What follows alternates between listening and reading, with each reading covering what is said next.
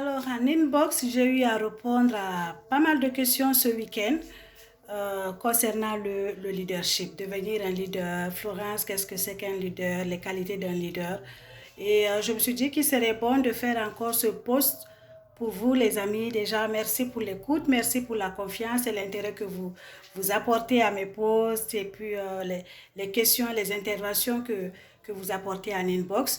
Donc, je me dis que ce soir, on peut un peu réfléchir ensemble sur les qualités essentielles pour devenir un leader d'influence. Parce qu'aujourd'hui, on sait qu'il y a beaucoup de leaders qui se dessinent, beaucoup de leaders qui sont sur le chemin. Mais comment influencer dans son leadership? C'est important de pouvoir développer ces aspects-là aussi. C'est certain que les gens qui ont plus de leadership, qui ont plus de charisme, ils ont la facilité d'attirer les partenaires vers eux, ils ont la facilité aussi, même dans leur business, de pouvoir obtenir ce qu'ils sont en train de faire comme business. Et c'est important de développer les qualités de leader pour faire plus d'impact autour de soi.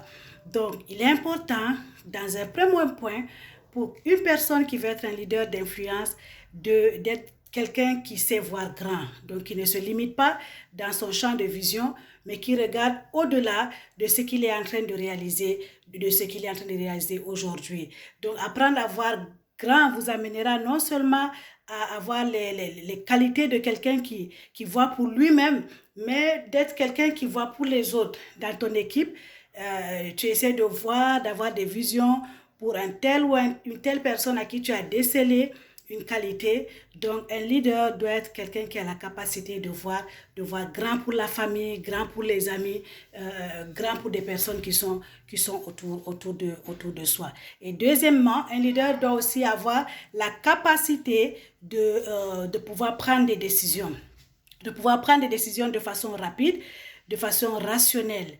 Un leader doit être prompt à prendre des décisions en face des situations qui lui sont souvent offertes. Un leader ne doit pas être indécis. On rencontre souvent des leaders comme ça, ils ne savent pas quoi décider ou bien ils n'arrivent pas à décider face à une situation qui leur est donnée. Donc, il faut avoir la capacité de décision, mais aussi au bon moment et être rationnel dans ses décisions. Troisièmement, il faut avoir développé l'autorité naturelle. Donc, développer l'autorité naturelle est différent d'être autoritaire. Donc, être autoritaire et avoir une autorité naturelle ne vont pas de pair. Donc, ça veut dire un leader n'a pas forcément besoin tout le temps de crier derrière son équipe pour pouvoir réaliser une tâche ou bien pour pouvoir apporter un cadrage quelconque par rapport au travail qui devait se faire en équipe. Mais développer une qualité, une autorité naturelle, c'est de travailler son état d'âme, travailler sa personnalité, même dans ses relations envers son personnel, envers l'équipe avec laquelle il est en train de travailler. Et quatrièmement, un leader doit avoir un niveau élevé d'intégrité. Ce que vous dites pèse beaucoup, ce que vous dites a beaucoup de poids, surtout ce qu'on dit en équipe. Donc, il est important de savoir qu'en tant que leader, ce que je dis doit être ce que je fais et ce que je fais doit être ce que je dis parce que les gens nous jugeront autour de nous en fonction de chaque acte que nous poserons mais aussi en fonction de chaque parole que nous serons en train de leur dire ou bien des promesses que nous portons en équipe. Il est important de veiller à réaliser ce que nous sommes en train de dire. Donc, en résumé, un leader doit être quelqu'un de parole, un homme de parole, une femme de parole. Maintenant, cinquièmement, un leader doit avoir la capacité de poser des bonnes questions.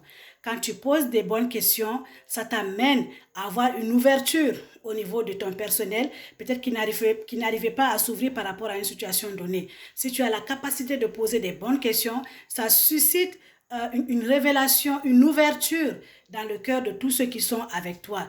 Et ils vont s'amener à se confier en toi. Et en ce moment, le leader doit aussi être apte à développer maintenant la capacité d'écoute. Avoir le temps pour écouter quand quelqu'un avec lequel tu travailles vient se révéler ou bien vient révéler un blocage qu'il y a par rapport au travail ou bien par rapport à la relation d'équipe avec son leader. Donc, avoir une bonne capacité d'écoute et une capacité de poser des bonnes questions qui peuvent pousser ton personnel à révéler, à se développer, mais aussi à se libérer.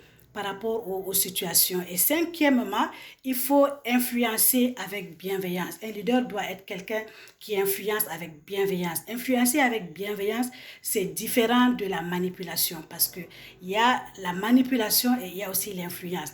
Donc, influencer avec bienveillance nous pousse à avoir une attitude de gagnant-gagnant en face des idées, en face des projets que nous avons avec nos équipes, ou bien en face d'une personne que nous sommes en train de suivre de côté. Il est important d'avoir cette attitude de gagnant-gagnant. Qu'est-ce que je gagne et qu'est-ce que l'autre aussi gagne pendant que je l'accompagne par rapport à cette direction dans laquelle nous sommes en train d'aller. C'est ce qu'on appelle l'influence avec bienveillance. Et huitièmement, je crois, mettez la lumière sur les autres. Ne cherchez pas en tant que leader à porter toujours la lumière vers vous en face des situations ou bien à chercher à être quelqu'un qui est beaucoup plus, je suis celle qui est claire, je suis celle qui n'a pas de problème, je suis celle qui n'a pas de faute. Non, il faut toujours en équipe chercher à apporter la lumière envers les autres. Partager la lumière. Arriver à reconnaître dans son équipe le potentiel que se trouve à un membre de ton équipe avec lequel tu travailles. Donc, et quand tu reconnais, amener la lumière vers les autres, ça te permettra de déceler le potentiel même qui se trouve dans ton équipe.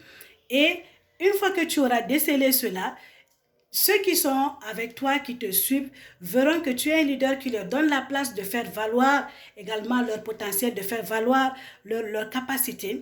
Alors, ils auront beaucoup d'envie de te suivre, même quand ça ne va pas, même en temps de crise financière dans une équipe, dans une entreprise.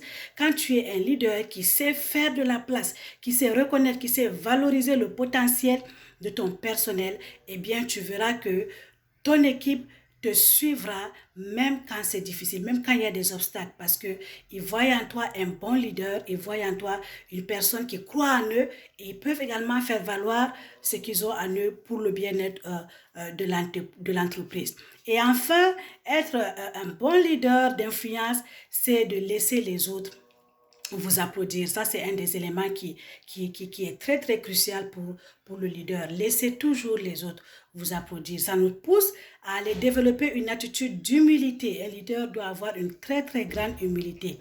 Être d'une personne qui travaille à toucher les vies, qui travaille à aider les autres.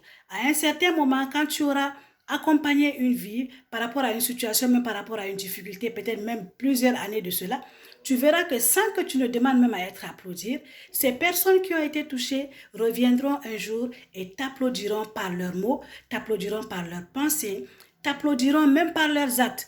Donc, en fait, devenir un bon leader d'influence et arriver à développer, à travailler ces différentes qualités de leadership que je viens de partager. Alors, tu peux encore pousser beaucoup plus loin la réflexion, mais il est important de savoir pour être un leader, il ne faut pas être limité dans son champ visuel, mais développer de jour en jour ces qualités de leader qui nous poussent à apporter la lumière vers les autres, à penser pour les autres, à rêver pour les autres, à avoir des visions pour les autres. Et en retour, cette lumière-là, autour de toi, quand elle sera là, tu recevras en retour également cette lumière pour ton bien-être en tant que leader. Donc, devenir un leader d'influence et arriver à travailler à toutes ces qualités-là. C'est arriver à s'oublier, c'est arriver à avoir le regard de l'aigle.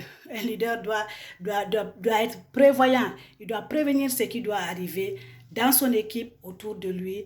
Il doit aller au-devant des situations. Et en ce moment, tu verras que ton équipe te suivra. Ton équipe n'aura pas de doute et il sera autour de toi. Et toi, tu influenceras partout où tu vas te retrouver. Donc voilà les amis, donc prenez bien soin de vous. Continuez de développer votre caractère de leadership, de leader. Aujourd'hui, l'Afrique a besoin des personnes qui sont équipées. L'Afrique a besoin des leaders qui voient pour les autres afin que le bien-être nous revient encore après. Donc, je vous laisse sur ce post et à très, très bientôt.